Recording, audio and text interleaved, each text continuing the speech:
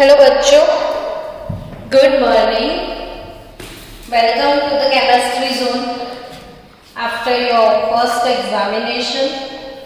आई hope आपने enjoy किया होगा अपना एग्जाम, मज़ा भी आया होगा। और अब शुरू करते हैं नेक्स्ट एग्जाम की प्रिपरेशन के लिए नए चैप्टर में। नया दिन, नई शुरुआत। आज पढ़ने वाले हो आप hello alkyne and hello arene compound. कौन सा नया चैप्टर हम शुरू करने के लिए जा रहे हैं बच्चों? Hello alkane and hello arene compounds. Hello hello बोल के क्या याद आता है? हेलो हेलो से तो हेलो हेलो से याद आता है हैलोजन। हैलोजन पीरियोडिक टेबल का 17 नंबर का ग्रुप है। इसमें कौन कौन से एलिमेंट्स हैं? तो फ्लोरीन, क्लोरीन, ब्रोमीन, आयोडीन, एस्टेटीन। तो हैलोजन अल्केन के साथ अगर कंपाउंड बनाते हैं, एरीन के साथ अगर कंपाउंड बनाते हैं, वो सब चीजें इसमें सीखनी है आज हमको। सबसे पहले इंट्रोडक्शन की बात करें तो what are called organic halides. Introduction में what are called organic halides. किसको बोलना है ऑर्गेनिक हैलाइड्स?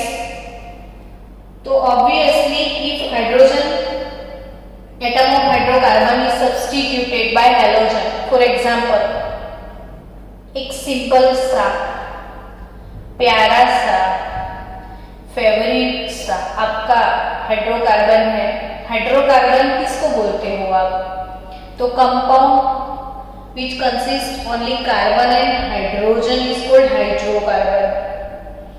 और ये आपका फेवरेट कंपाउंड है मीथेन। कौन सा कंपाउंड है? मीथेन है। मीथेन से अगर हाइड्रोजन का सब्स्टिट्यूशन, एक वर्ड का यहाँ पे मतलब समझना है, सब्स्टिट्यूशन यानी ये बॉन्ड ब्रेक होगा।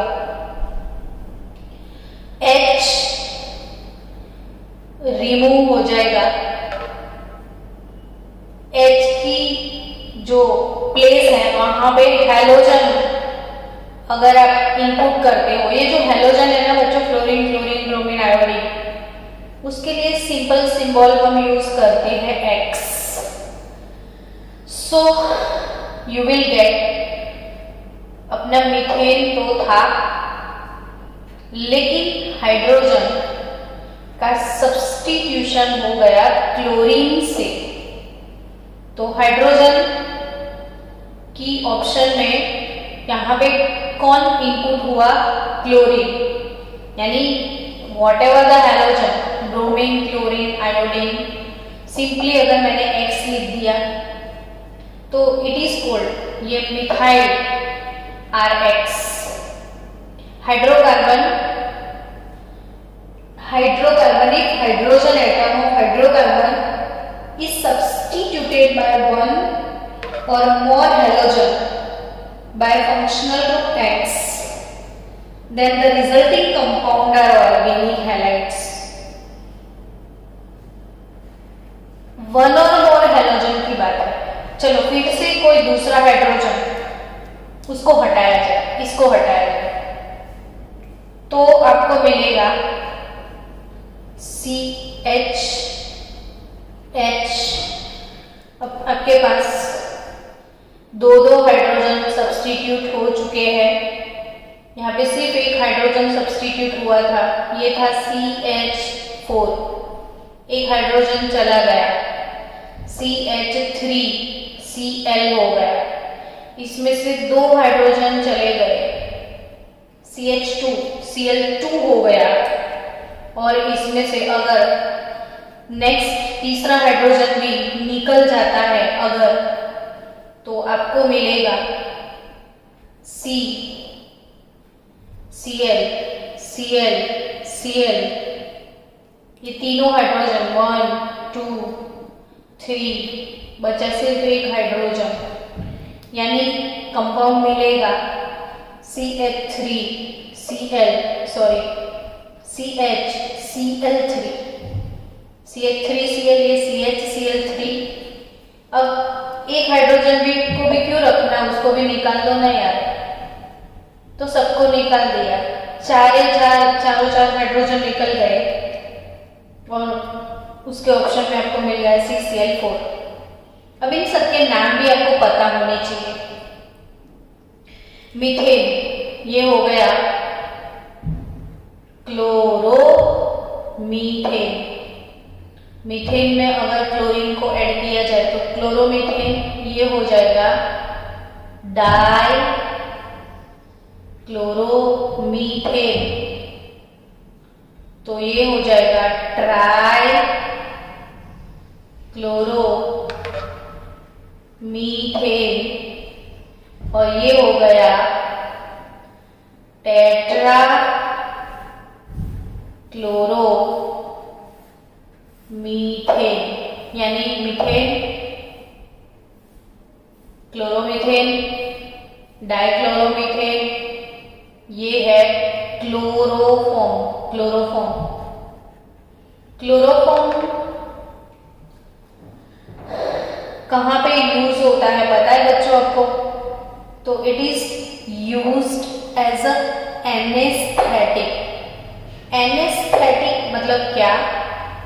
जैसे ऑपरेशन थिएटर में जब ऑपरेशन होते हैं तो बिफोर ऑपरेशन डॉक्टर पेशेंट का जो नर्वस सिस्टम है उसको डाउन कर देते हैं ताकि वो पेन उसको फील ना हो। भाई ऑपरेशन में कैसी कैसी सर्जरी होती है, कैसे कट्स लगाए जाते हैं, और इतने बड़े बड़े कट्स इतने पेनफुल होते हैं, तो वो पेन उसको फील ही ना हो, कुछ पता ही ना चले कि कैसे ऑपरेशन हुआ, इसलिए उसका नर्वस सिस्टम डाउन किया जाता है।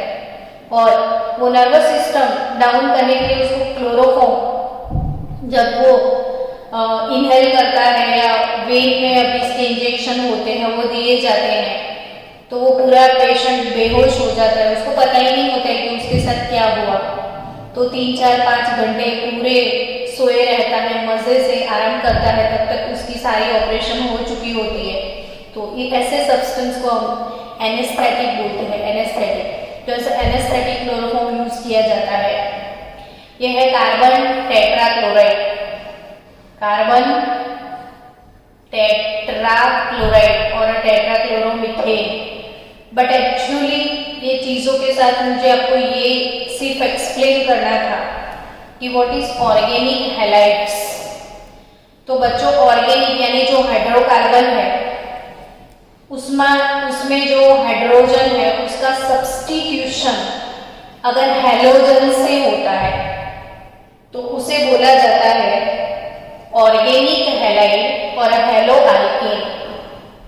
अब ऑर्गेनिक हैलाइड्स होते क्या है? ऑर्गेनिक हैलाइड्स एक्चुअली कैसे कैसे होते हैं? तो सबसे पहले ऑर्गेनिक हैलाइड्स का क्लासिफिकेशन, सिंपली ऑर्गेनिक हैलाइड्स कितने टाइप के होते हैं वो देख लो। तो there are 3 type organic halides. एक है हेलो अल्केन, हेलो अल्केन। दूसरे होते हैं हेलो एरीन, और तीसरे जो है वो aryl alkyl halide, aryl alkyl halide.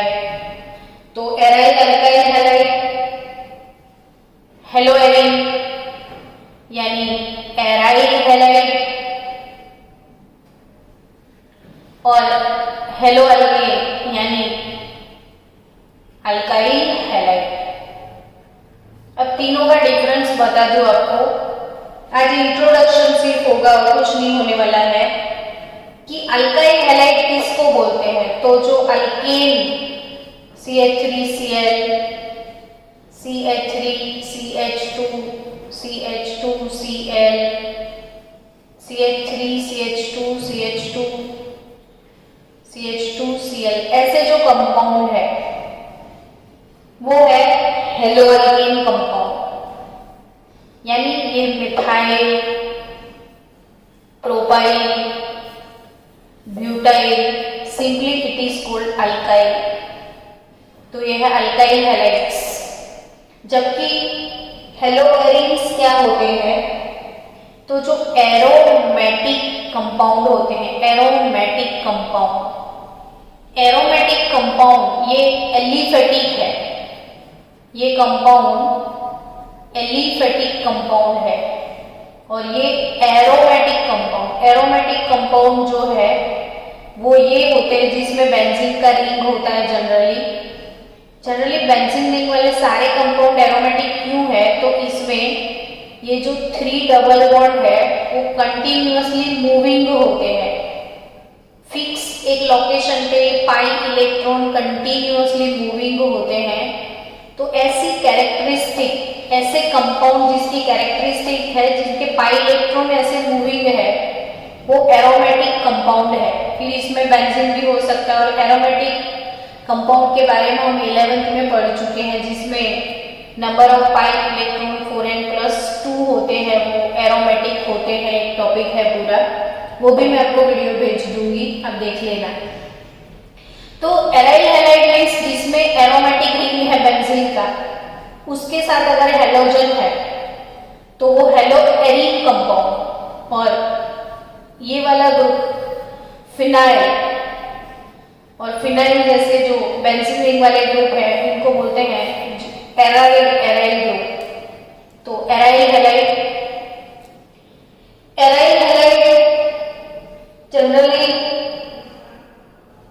उसका क्लासिफिकेशन आगे हम पढ़ने वाले हैं। इसका भी क्लासिफिकेशन आगे और डिटेल में पढ़ेंगे। सिंपली सिर्फ ये आपको एक्सप्लेन कर रही हूँ कि ऑर्गेनिक हैलाइड बेसिकली 3 टाइप के आपको पढ़ने हैं। इसमें हेलोअल्केन यानी अल्काइल हैलाइड पढ़ना है, फिर हेलोएरिन यानी एराइल हैलाइड जो कि एरोमेटिक रिंग के साथ हेलोजन अगर कनेक्टेड है, और एराइल अल्काइल हैलाइड तो एराइल ग्रुप यानी ये रिंगा वाला कंपाउंड, उसके साथ अगर मैंने एलिफेटिक यानी मिथाइल ग्रुप ऐड कर दिया, इथाइल ग्रुप ऐड कर दिया और उसके साथ हेलोजन मैंने लिया, तो सिंपली ये वाला जो पार्ट है वो है एराइल पार्ट, ये वाला जो पार्ट है वो है अल्काइल पार्ट, और ये है हैलाइड।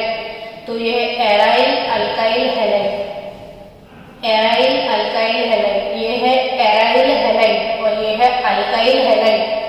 तो बेसिकली ऑर्गेनिक हैलाइड्स 3 टाइप के आपको पढ़ने हैं। इसमें alkyl halide, aryl halide, aryl alkyl halide. अभी आपको यहाँ पे क्वेश्चन होंगे कि इसमें डबल बॉन्डेड वाले नहीं आ सकते, ट्रिपल बॉन्डेड वाले नहीं आ सकते हैं, तो आ सकते हैं। इसको हम बाइफरकेट नेक्स्ट लेक्चर में करेंगे, लेकिन अभी के लिए चैप्टर का इंट्रोडक्शन है बच्चों। सिर्फ चैप्टर का टाइटल है हेलोअल्केन हेलोएरिन, और अभी के लिए आपको ये सीखना है कि जो organic halides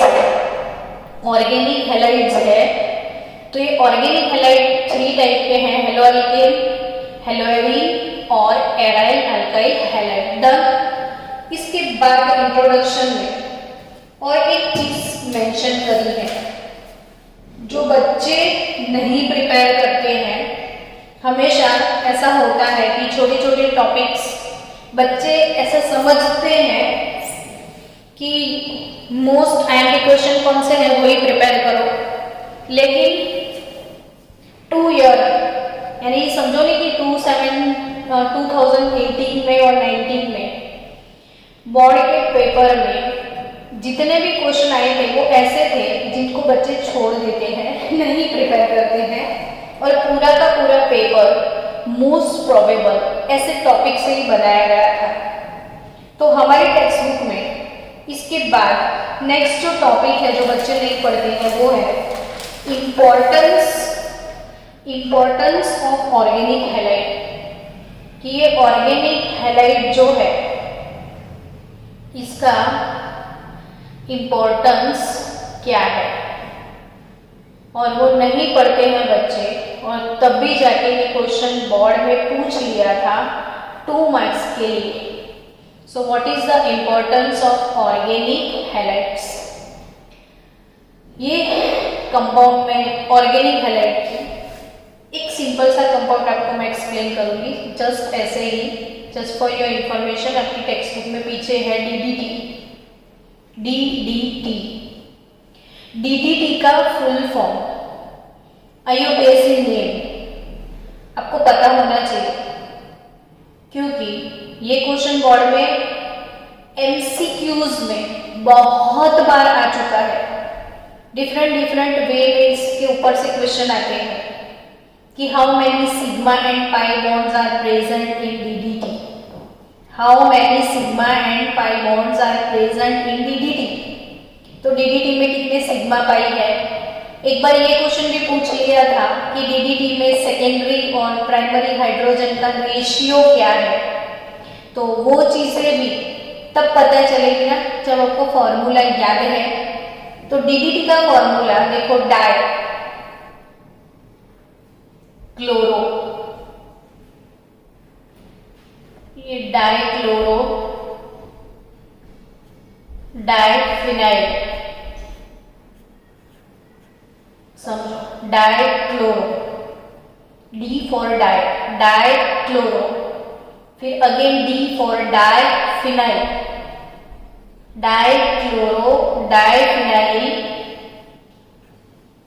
T for tri, T for tri chloro, again यहाँ पे 3 chlorine, tri chloro, ethane, there are 2 carbon, so it is called ethane here, 2 carbon यानी इथेन, 1 2 3 4th वैलेंसी हाइड्रोजन, ये हो गया डीडीटी। तो di chloro diphenyl try chloro ethane, इसमें बहुत सारे हैलोजन है, सो it is called poly hello compound, जिसमें बहुत सारे हैलोजन होते हैं, इनको क्या बोलते हैं? Poly hello compound. ये डीडीटी है। दूसरा एक पॉली हेलो कंपाउंड है बेंजीन हेक्साक्लोराइड, बेंजीन के हर एक कार्बन पे क्लोरीन, बोलो बेंजीन हेक्साक्लोराइड। तो ये बेंजीन हेक्साक्लोराइड जो है C6H12Cl6, तो BHC C6H6Cl6 गैमेक्सीन बोलते हैं इसको, गैमेक्सीन। ये दोनों पेस्टिसाइड है। These 2 drugs are used as a pesticides, जो कि ऑर्गेनिक हैलाइड है, और ये फार्मर्स लोग मैक्सिमम यूज करते हैं। बहुत सारी कंट्रीज में डीडीटी पे बैन लगा हुआ है, लेकिन इंडिया में फार्मर्स फार्म हाउस में मैक्सिमम डीडीटी यूज करते हैं। इसकी वजह से सारे हमारे जो फूड है, जो भी फूड हम यूटिलाइज करते हैं, जो भी खाते हैं, सब में डीडीटी है। यानी आपके बॉडी के अंदर भी आप चेक करोगे तो सालों तक आपके बॉडी में डीडीटी ऐसा का ऐसा ही मिलेगा, क्योंकि डीडीटी जो है वो बायो नॉन डिग्रेडेबल सब्सटेंस है। ये बायो नॉन डिग्रेडेबल सब्सटेंस है। नॉन डिग्रेडेबल मतलब बायोलॉजिकली ये डिग्रेड नहीं होता है। तो सारे ऑर्गेनिक हैलाइड्स जो है वो बायोलॉजिकली डिग्रेड नहीं होते हैं, इसीलिए एटमॉस्फेयर में या एनवायरनमेंट में उनकी प्रेजेंस ऐसे के ऐसे रहती है। तो ये एज अ पेस्टिसाइड हम यूज करते हैं। थोड़ी देर पहले मैंने बताया क्लोरोफॉर्म के बारे में, CHCl3 chloroform, we are using chloroform as a anesthetic. फिर अभी कोरोना चल रहा है, तो कोरोना काल में आपने सबने एक नाम सुना है, कि भाई कोरोना में कौन सा टैबलेट असरकारक है, तो हाइड्रोक्सीक्लोरोक्विन, सुना ना आपने, हाइड्रोक्सीक्लोरोक्विन मलेरिया का जो ड्रग है वो हाइड्रोक्सीक्लोरोक्विन, इसमें क्लोरो वर्ड ऑलरेडी आता है तो आप समझ सकते हो।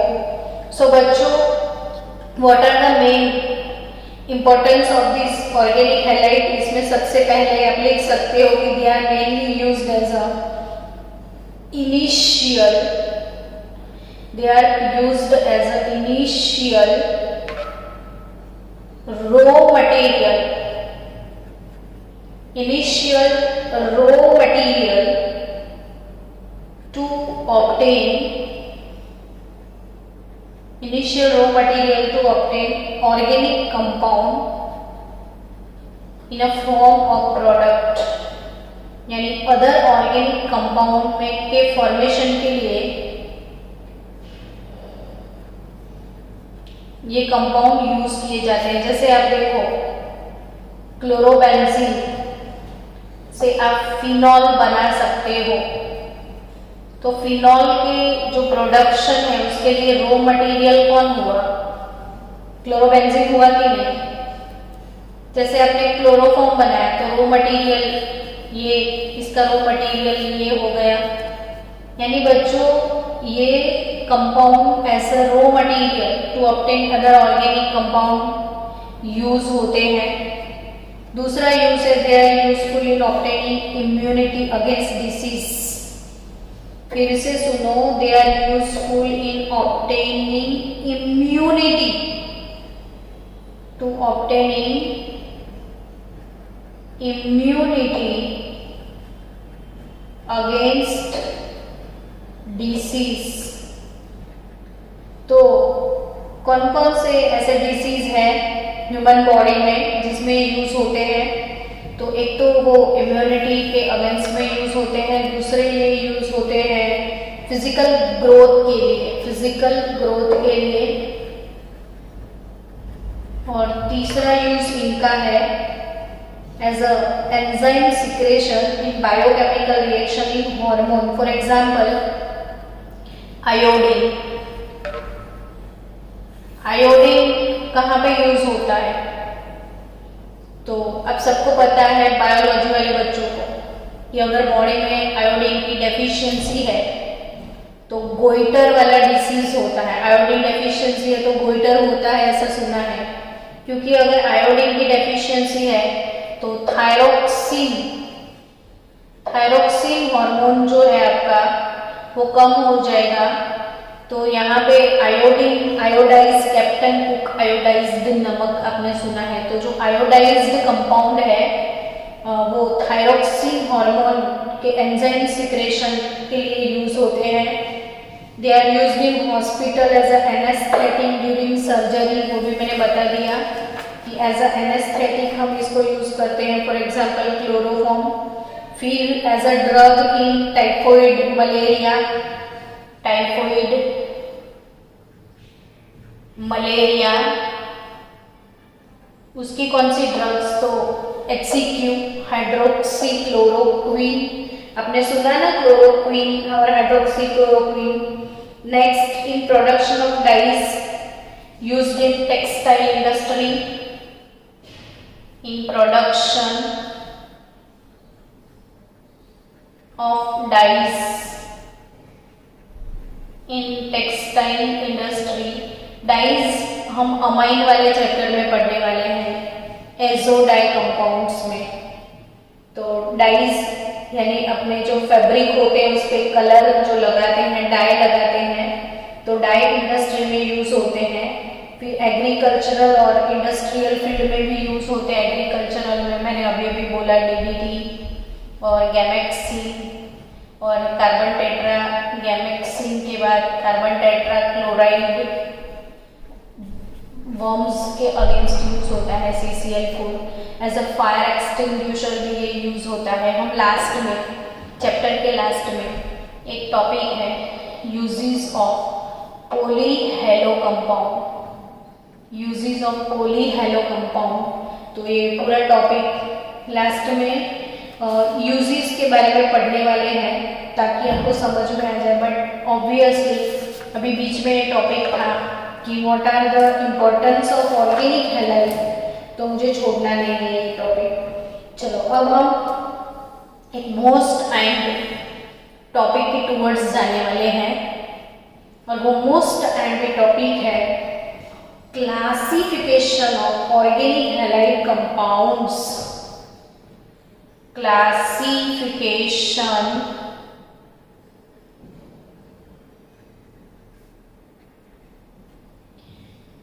of organic halide compound। तो मोस्ट इंपॉर्टेंट क्लासिफिकेशन, और इसमें सबसे पहला टॉपिक है अल्काइल हैलाइड। सबसे पहला 5 મિનિટ માં મીટિંગ એન્ડ થઈ જશે। Okay okay okay. सबसे पहला टॉपिक है अल्काइल हैलाइड। क्लासिफिकेशन की बात की जाए तो क्लासिफिकेशन में अल्काइल हैलाइड, दूसरा है एलाइलिक हैलाइड। एलाइलिक हैलाइड, तीसरा है बेंजाइलिक हैलाइड। आपको सबसे पहले ये 3 हैलाइड पे फोकस करना है, ध्यान से समझना। Alkyl halide, allylic halide, benzylic halide. Alkyl halide, allylic halide, benzylic halide. तो इसमें सबसे पहला क्लासिफिकेशन जो मैं शुरू करने जा रही हूँ, ध्यान से एकदम आराम से सुनना, कि इन organic halide if halogen attach to sp3 hybridized carbon,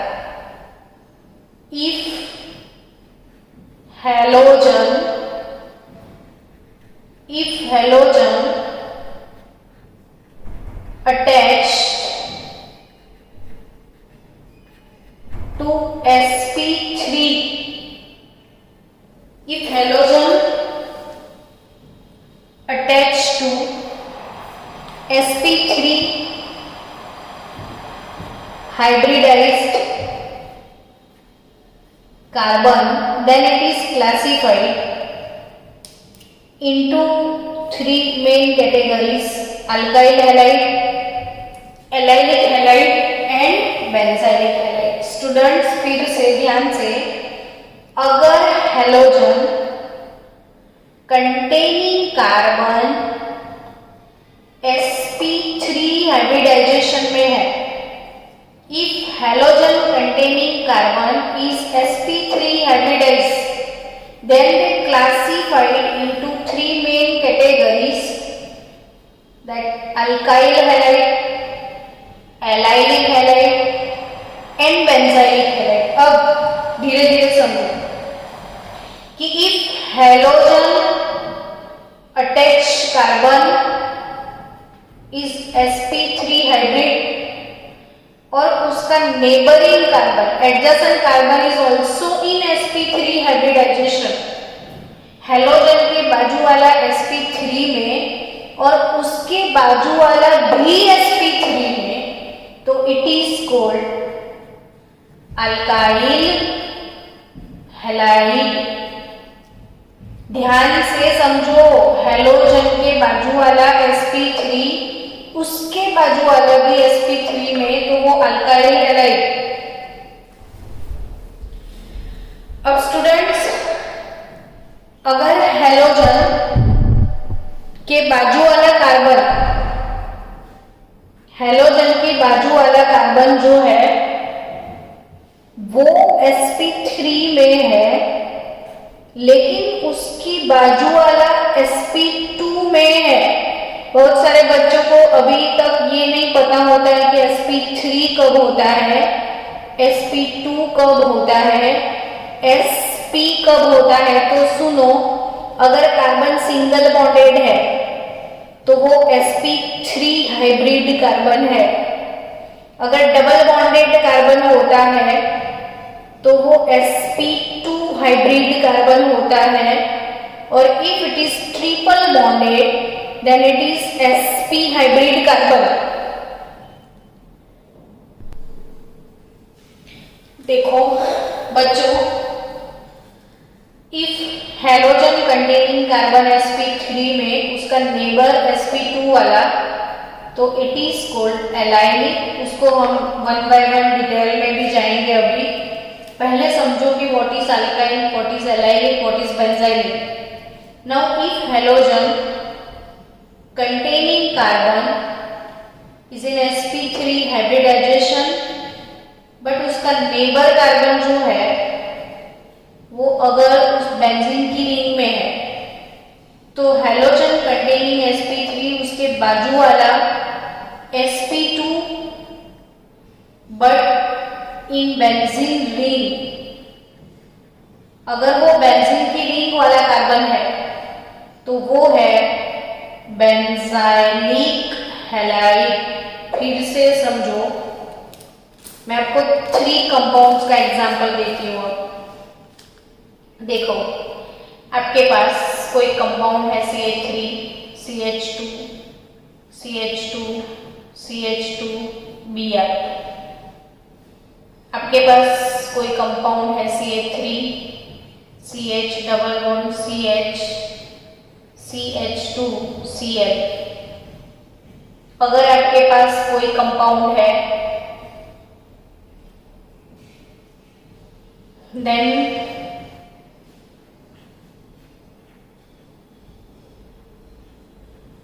ऐसा कोई कंपाउंड है। अब तीनों कंपाउंड को समझो कि यहाँ पे जो हैलोजन है ब्रोमीन,